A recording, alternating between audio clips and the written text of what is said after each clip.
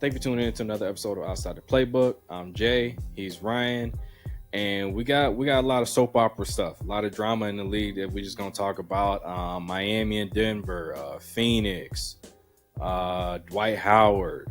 If you want to talk, call them Vegeta and Goku, or Anakin and Obi-Wan, or Tom and Jerry, or however you want to look at the Scottie Pippen, Michael Jordan thing, you call it what you will. But before we get into all that, give this video a like, subscribe to the channel. Slogan says that's one more for the good guys. What's going on, Fluke, man? Nothing much, man. Plenty to talk about. I think soap A opera lot of is almost none of it has anything to do with the actual games. Oh yeah. This has been very entertaining. I've had my ear to the ground a bit, and I think soap opera, like I said, was a great way of describing what's going on. So let's actually talk about the games themselves, or the teams. So in the East, the top four, we got Washington 8-3, Chicago 8-3, Brooklyn 8-4, Miami 7-4. In the East, I like how Washington and Chicago started out. They got newly constructed teams, so they wanted to get off to a fast start. I like how they did that because the schedule is only going to get tougher for both of those teams. You look out west, you got Golden State 10-1, Utah 8-3, Phoenix 7-3, Denver and Dallas tied at 7-4 for fourth and fifth in the Western Conference. Now, a lot of those teams, like I said, are off to fast starts, but mainly it's because of the competition. For Miami, the competition is really starting to heat up. They got a road trip. I think they got 5 or 6 games on the road. Chicago, they just lost Vucevic. Golden State's schedule is going to heat up. They played the Thunder, Pelicans, Rockets, teams like that. So their competition is going to heat up, especially Phoenix 7-3. They're doing well with the comp that they've had so far this season. They play Portland, Utah, all those teams as well. So look forward to what's going to happen next when we're really, head first into the schedule. Looking at this Denver-Miami situation, all right, what was your assessment of what happened between Morris and Jokic?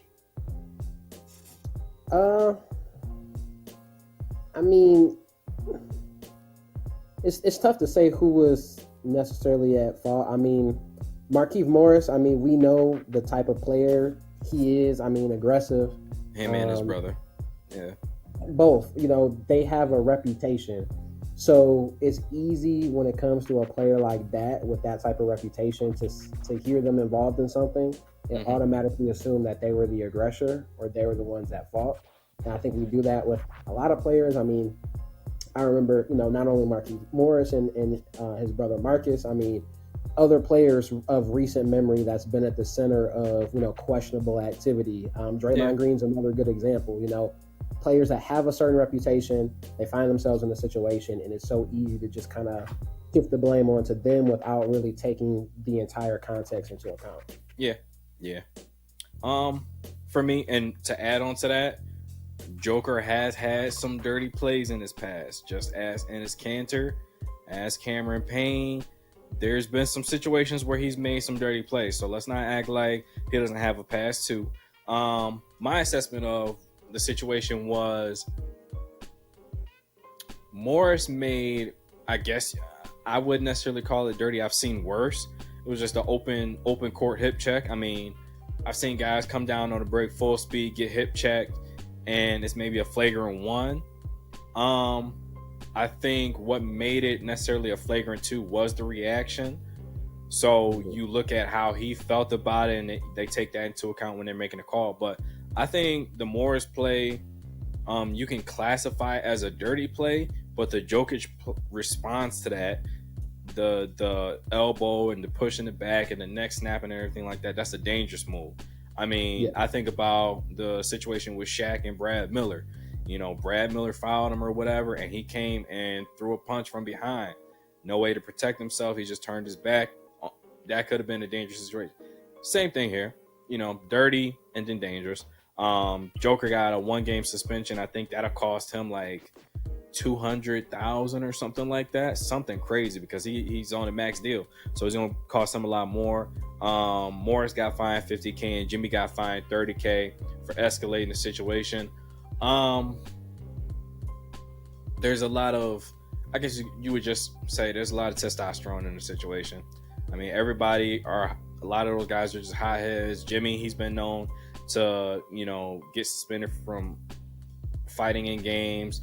We know UD, we know the Morris twins, situations they've been in off the court. We know about, Joker, we know about his brothers and their history and stuff like that. So it's just a lot of testosterone. I think cooler heads will prevail. There's going to be a lot of security at the Miami Heat versus Denver rematch in South Beach. It's just going to be a lot of John. Nothing too crazy. Moving on. The Phoenix Suns are investigating their owner for, I'm not going to say his name, but they're investigating him for racism allegations. That's been going on for about a week plus, I think. I've seen some of the comments, seen some of the things that were said and why they're investigating it on players saying this and that and the other thing. One thing I'll say is racism allegations are never good, okay? Never good. But I wouldn't put them in the same category as a Donald Sterling. That goes back 30, 40 plus years. Audio recordings, things he says sideline. He goes in the locker room, makes certain, gestures and this, that, and the other thing. Is not on that level. Okay. But one thing that does amp this up a little bit, one thing that's throwing a wrench into things, his wife got caught contacting victims and witnesses and trying to intimidate them and make threats to them about, their testimony and their comments regarding the owner in this investigation.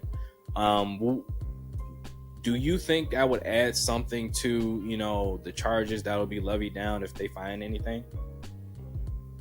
I mean, in my opinion, is it a bad look? I would say yes. Mm-hmm. But doesn't imply guilt?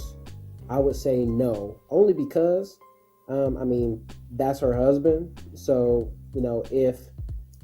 if someone close to you is coming at your spouse like that, you're probably, if you are in a position of power, you'll probably do whatever you can do in order to mitigate that. Now, again, was she wrong for doing that and trying to intimidate folks? Absolutely.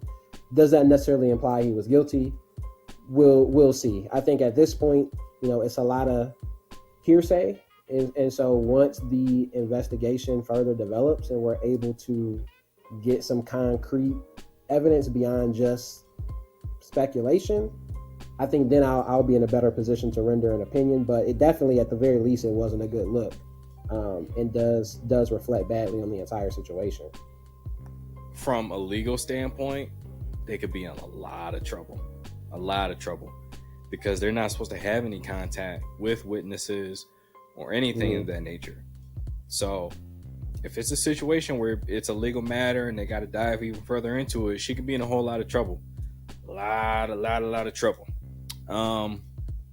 And also another thing too is the Donald Sterling case was Adam Silver's first real big situation that he had to address as commissioner. So that really set the precedent when he removed him as the owner or the official owner of the LA Clippers. So, like I said, I wouldn't put it in that same classification, but if it comes down to it, I know that Adam Silver is not afraid to pull the trigger on anything or levy down any suspensions or anything like that. He's not afraid to do it. So I think it'll be over swiftly, but wifey will go down with the ship. She'll go down with him. I appreciate it. You like to see it, but that's my man. She gotta pick her battles wisely. Now, I mentioned Vegeta and Goku. Okay. Now I went back. I'm watching Dragon Ball Z right now, all the way through again, and I'm in the Majin Buu saga. And Vegeta trained 7 years with the expectation that Goku was gonna come back to life and he was gonna give him these hands. Okay. Got to the point, Goku comes back. They got to go off and fight, a magician and all this and the other thing. So Vegeta sold his soul just so he could have the opportunity to give Goku these hands. Anakin Skywalker and Obi-Wan. We know the story. All right, Revenge of the Sith, Mustafar. I got the high ground. I hate you. We know. All right. Or you know what? Remember when Triple H and Batista was getting ready for their last match at WrestleMania a couple years back, and Batista kept yelling, "Give me what I want. You know what I want. Give it to me." Yes. That's exactly what this is. That is exactly what it is. Let me go through and talk about this in a way that we can paint a clear picture of what he's saying, how people are defending him, and what's actually happening right now. Okay, so he has a book coming out. You gotta say what you gotta say to sell the book, right? His point of view was that Michael Jordan never gave him enough credit, that Michael was being condescending, that, you know, Michael Jordan is getting way more praise than he needs to, and without Scottie Pippen, there would be no Michael Jordan. And a lot of people are piggybacking on that. For one, I mean, the LeBron supporters in the media, the Shannon Sharps, the Nick Wrights, so on and so forth. A lot of guys are using that to piggyback on the fact that maybe Jordan wasn't as good as we thought he was. I don't understand what this has to do with LeBron and why we're bringing a LeBron into a clear, I guess you could call it a sibling rivalry, why he's being added to the situation. But people look for the opportunity. What I'm seeing is people having revisionist history, like Michael Jordan wasn't a great player before Scottie Pippen got drafted. Like Scottie suddenly came into the league and Michael Jordan became the best player in the league, the face of the NBA, and all this fame and fortune came to him because Scottie came to the rescue. Michael Jordan was a defensive player of the year and MVP and All-Star game MVP in the same season. Let's not pretend like the man couldn't hoop, okay? He had game and he had a resume to hit. You know, he had a college game winner, playoffs. They get to the playoffs, 63 against the Celtics, who were 67-15 at that time, the greatest team to ever play. Faced them multiple times. You know, I think people like I said, they look for opportunity to put a chink in the armor. It has nothing to do with LeBron. This is between Scottie and Michael. That's one thing that I want to put out there. Did you hear that? I did. Okay. We'll edit that out. Well, yeah. Okay. So hold on. I'm gonna edit that out. But I want to get your comments on this though. Okay. In his book, he made reference to a play where Phil Jackson chose to give the ball to Tony Kukoc late in the game for the game-winning shot, and Scottie chose not to go back into the game. In his book, he says that decision late in the game was racially motivated because Phil Jackson was racist. How do you feel about that? To me, it just sounds ridiculous. To me, it just sounds like a, you know, to me, it just sounds like an attempt to sell. And you go back to the Vegeta Goku comparison. I think that's really an interesting comparison because if you know the story of Dragon Ball Z, Vegeta was never at a point where he was stronger than Goku. Never. He came close. There were times where he came close, but even in their first encounter, Goku could have killed this man and decided not to. Yeah. So, you know, it's like, okay, you know, Scottie, you probably had this desire to have more of the spotlight, but the reality is you were never the hero of the story. Yeah. Nor did you have not to say that he's not a skilled player, not a great player, but you didn't have that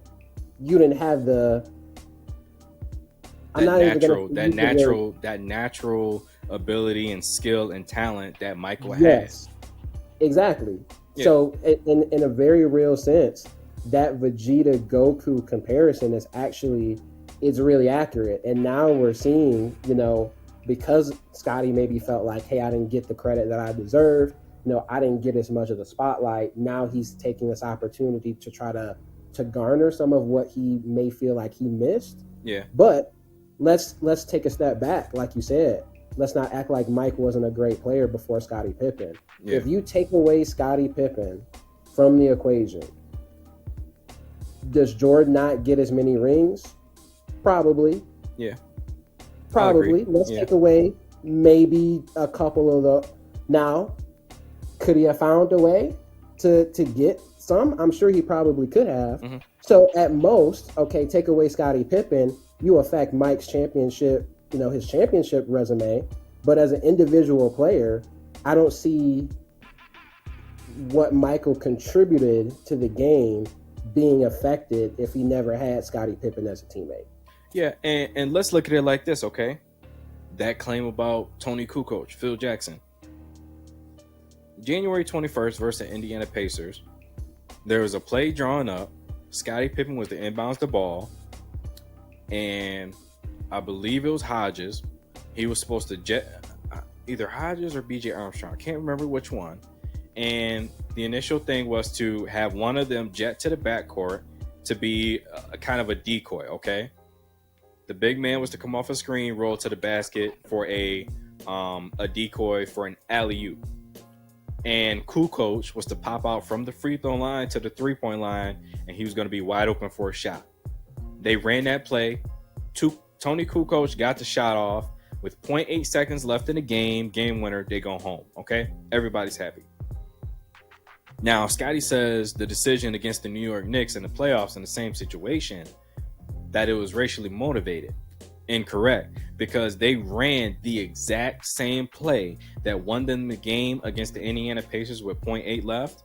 They ran the same exact play against the New York Knicks in the playoffs with 1.8 seconds left. So Phil just drew up the exact same play that worked for them early in the season. So that claim has no bearing in this argument. Now, his next claim was Michael never gave him any credit, didn't want to give him any praise. Michael's flu game compared to, me playing with a bad back. You had a bad back, but you didn't do anything in that game. Michael dropped 38, whether it was the flu, food poisoning, or alcohol or anything like that. The man still came out and gave a max effort, had a heck of a game, and y'all won. That's why it's more iconic. Okay, now if you look down the list, I went back and watched the second episode of the Last Dance documentary. It was basically supposed to be the little background on Scottie Pippen. Now, let's not make any mistake about it that we had an understanding going in. This was majority about Michael Jordan. I mean, there was no confusion about that when everybody was, gearing up to watch this series.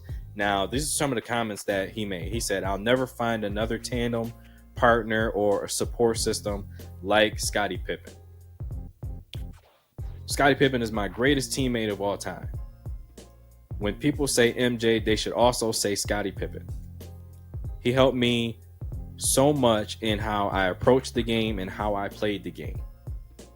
I didn't win a championship without Scottie Pippen." We all talk about the NBA Finals. He said, "We don't win that series. I mean, granted, there was injuries, but we don't win that series if Scottie doesn't pick up Magic Johnson."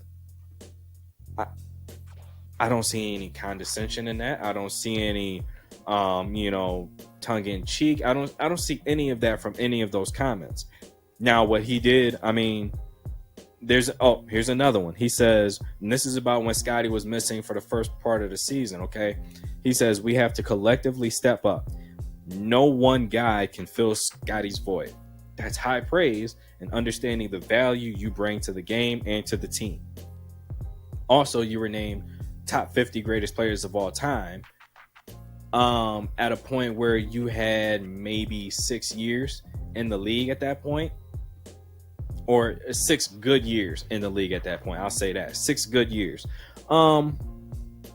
It seems like he was getting a lot of praise and a lot of accolades, for his accomplishments and his career and his skill and what he brought to the game and things of that nature. He didn't like the way that they painted him in a negative light in the Last Dance documentary. Now, The Last Dance was centered around the 98 season. What was going on in that season? Well, they were talking about how Scottie Pippen was having contract issues with the front office, going back and forth. I'm not going to go into all that, but that was some of the issues that they were facing.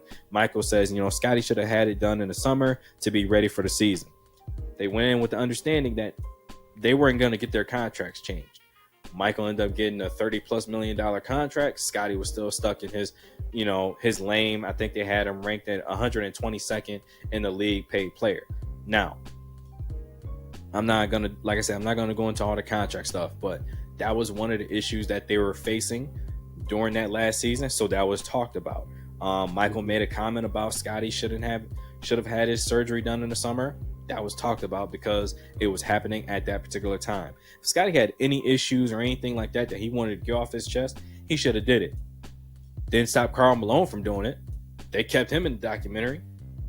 Suddenly, the documentary gets released, and Scottie doesn't like some of the things that were said about him. Well, that's what happened during the season, and it got put out there. We all knew that. And another thing, too, is he talked about the millions of dollars that Michael made off the documentary. Michael made a lot of money off the documentary, but he never seen a dime of it. He donated every single dime of that check that he got from the Last Dance documentary and donated it right off the bat. So he never seen it. He just sent all the money. So technically, none of them made any money. But, like I said, I'm just putting all this stuff out there.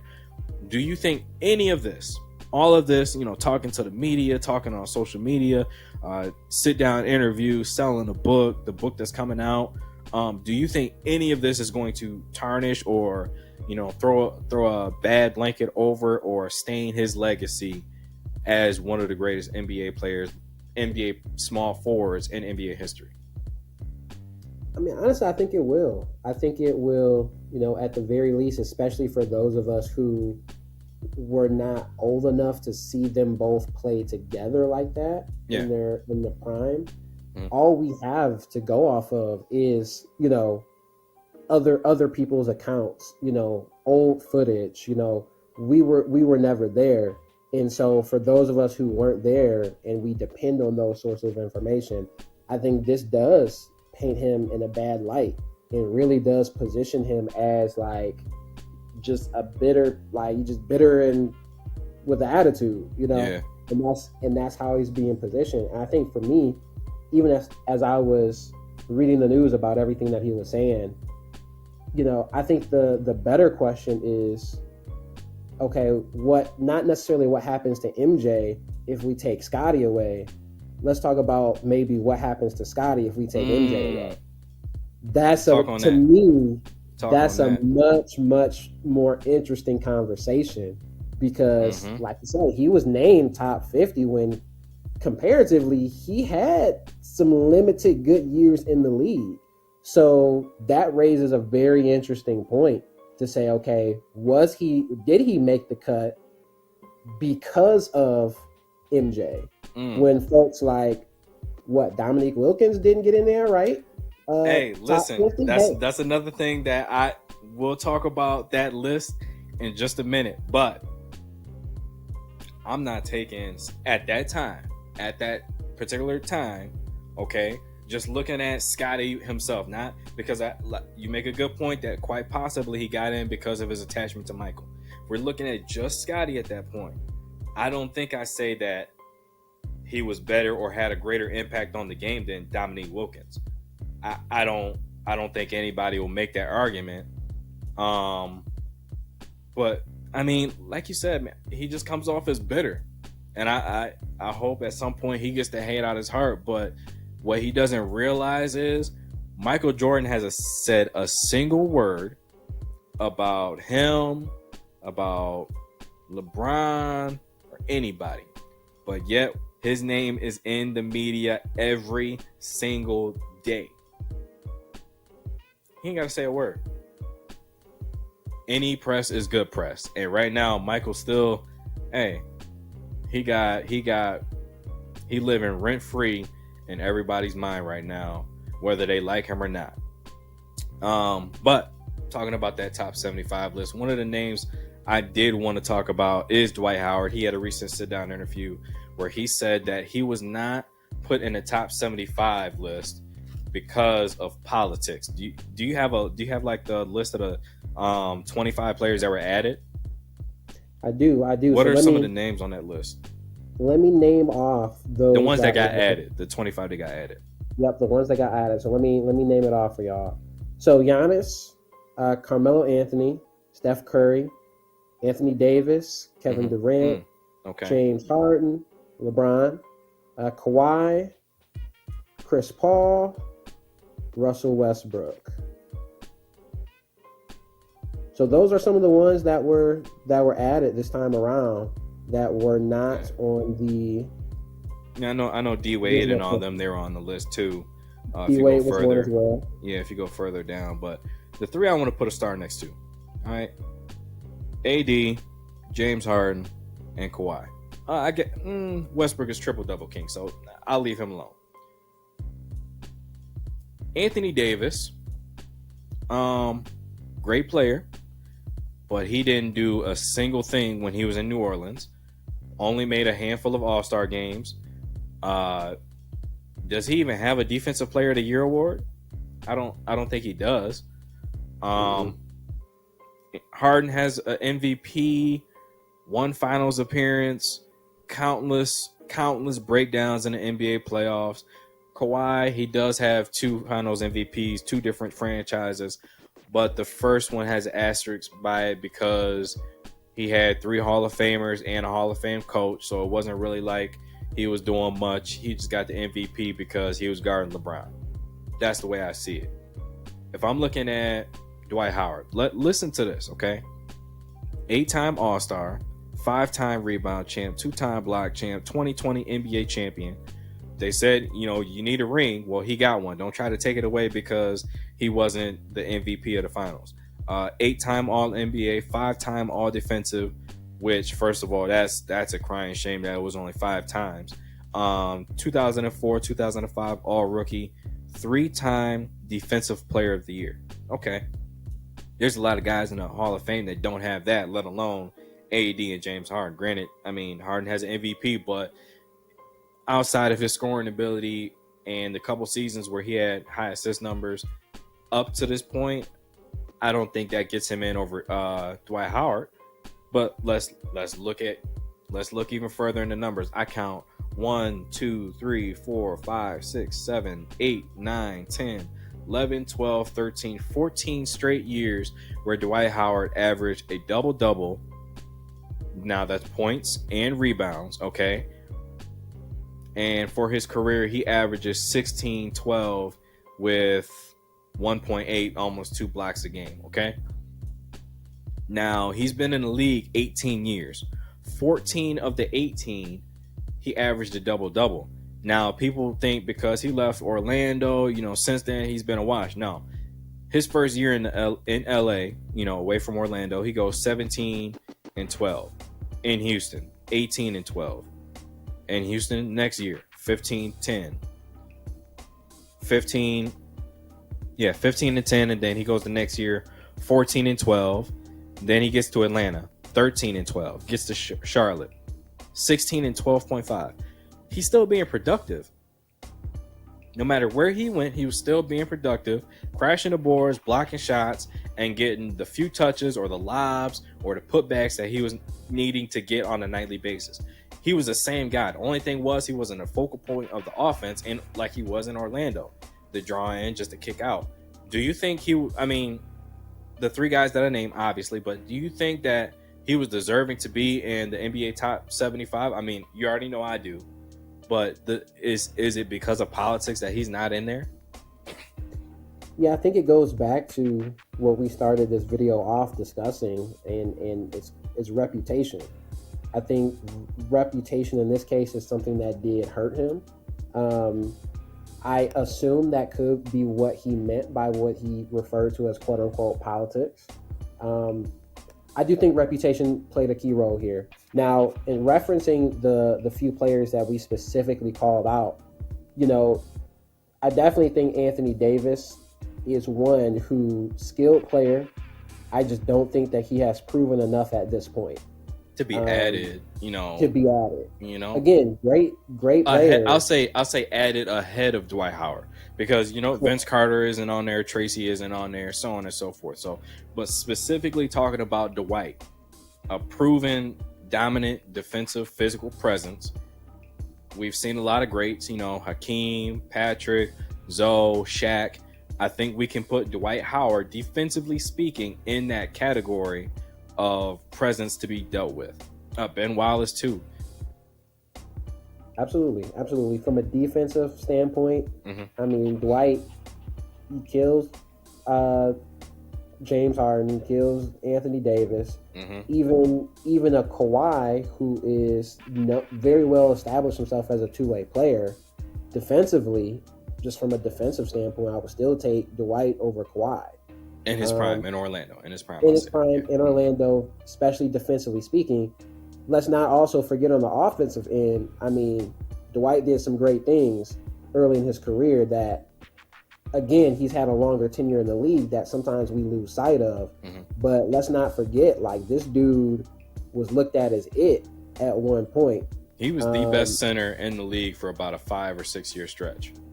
Like, hands down, best big man, without argument.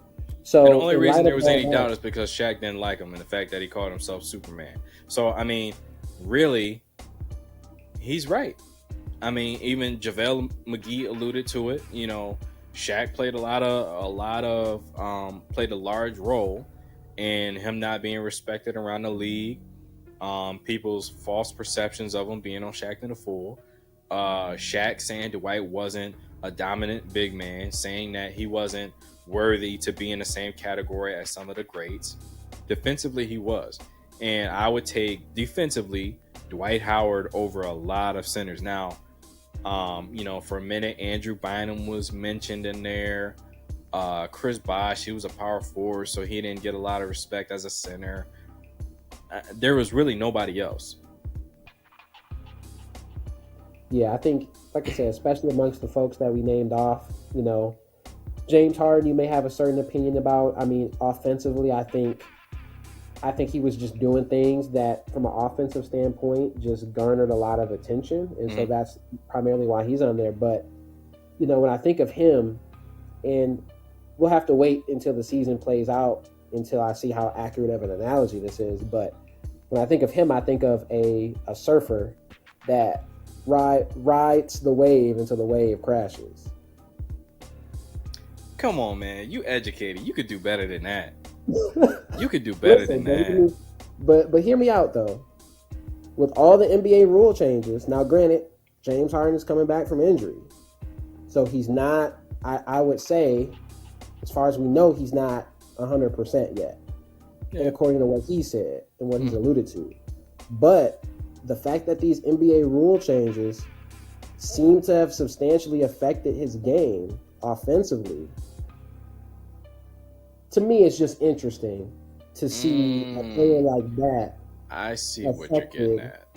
By the change. So affected by the change, and Dwight Howard still been in the league through multiple changes, yet he still remained effective on both ends. Okay. So don't dog my analogy. Oh, your analogy was trash, but I appreciate the attempt. But that analogy was trash. I'll write that down. You need to get a new one come next episode. We'll talk about that on Monday. But hey, a little bit long on the episode, but it tends to do that when there's a whole lot of drama in the league. All right, but give this video a like, subscribe to the channel. That's one more for the good guys. We out.